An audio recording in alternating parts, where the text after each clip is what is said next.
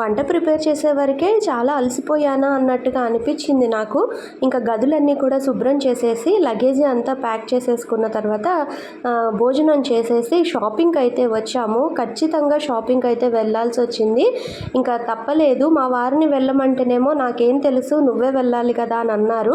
ఆఖరికి పిల్లలకి బట్టలు కొనాలన్నా సరే నేనే షాపింగ్కి రావాలండి. ఎందుకు ఆయన అంతగా ఇష్టపడరు రావడానికి. పైగా సెలక్షన్ కూడా చేయమంటే నాకేమీ తెలియదు, నువ్వే వెళ్ళు అని అంటుంటారు.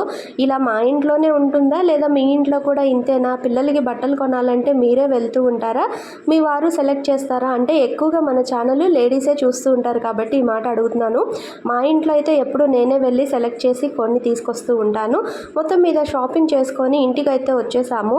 మా వారు గుడికి బయలుదేరారు. ఇంకా నాకు నీరసంగా ఉందంటే జీవన్ మిల్క్ షేక్ చేసి తీసుకొచ్చాడు. అమ్మ కాస్త ఇది తాగు అని చెప్పనని ఇంక ఇదైతే తాగుతున్నానండి. బాయ్.